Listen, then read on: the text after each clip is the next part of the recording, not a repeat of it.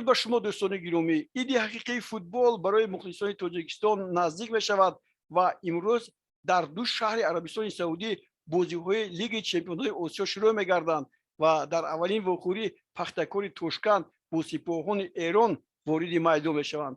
اما برای ما مسئله اصلا مهم آن است که پگاه استقلال دوشنبه در برابر دسته ارایان قطر در همین عربستان سعودی با میدان می‌آید و بازی مجلل را نشان خواهد داد. می‌دانید که درباره رایون ما چی می‌دونیم و این دسته چگونه است؟ پس اگر ندانید با ما همراه شوید. دسته الرایان قطر هنوز 55 سال پیشتر تأسیس یافته است و در این برابر با نام رایون دسته‌های همچنین بسکتبال و والیبال و همچنین تنیس هم حضور دارند و آنها در مسابقات جهانی هم شرکت ورزیدند. اما دسته الرایون که 8 مرتبه عنوان چمپیونی لیگ ستاره‌های قطر را به دست آورده است و آخرینش به سال 2015-16 رسمی می‌آید، از همه یکی از بهترین ها خواهد بود.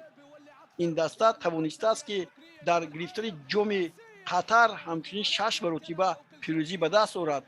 آخرین مرتبه سال 2013 با فوتبالبازان الرایون موفق شد که جام را بالای سر خود بردارند. در سوپر جام قطر یا خود سوپر جام شیخ جاسم قطری این دسته سال 2018 پیروزی به دست آورده بود.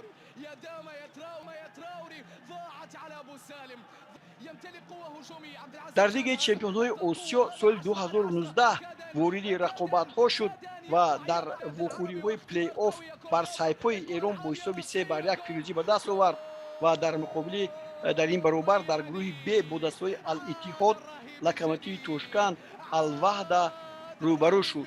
در مقابل دسته الاتحاد عربستان سعودی در دو وقوعی مغلوب شد، 2-0 و 5-1.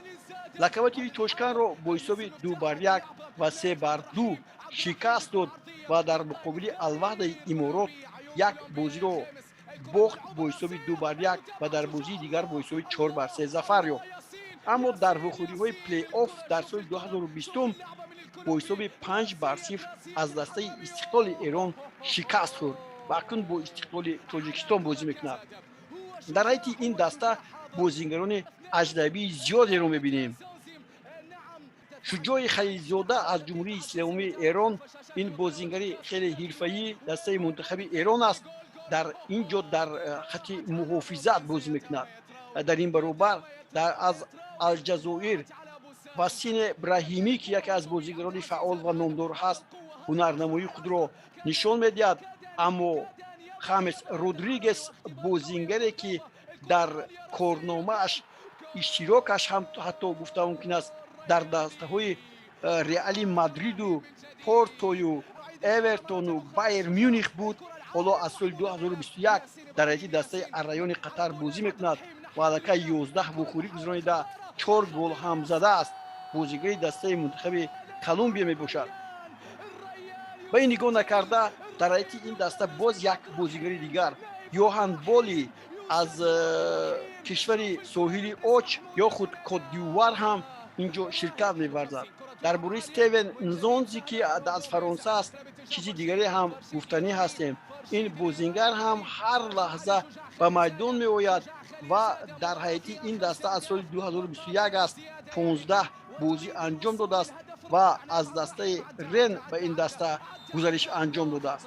در گالاتاسرای هم بازی کرده است، در بلکبرن، در سویلیا، در روما، یعنی بازیگران شناخته هستند. اما طوری از هنرنمایی این دسته در لیگ چمپیون ها میبینیم. در اینجا ما با پیروزی نویل شدنمون ممکن است. پیش از اون که دسته الرایون با بازی های لیگ چمپیون های آسیا بیاید، در چمپیونات ستاره های قطر یا خود لیگ ستاره های قطر بر الشمال با حساب 3-2 پیروزی به دست آورد. اما هنرنماییش در جدول مسابقات آنقدر روشن نیست. این دسته میان 12 دسته که حالا 22 وقوعی انجام دادن در زینه هشتم موقع دارد. از 22 وقوعی 6 غلبه، 6 مساوی، 10 باخت. نتیجه توپ‌هایش 31-40 است و 24 امتیاز دارد. در این برابر دسته اسد قطر با 62 امتیاز در زینه اولی جدول مسابقات موقع گرفته است.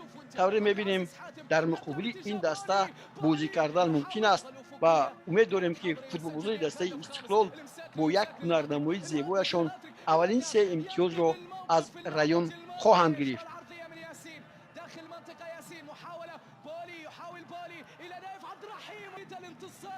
اینها معلومات‌هایی بودند که ما می‌خواستیم به سمع شما رسونیم. پگاه باشد یک جای به دسته استقلال مخلصی بکنیم.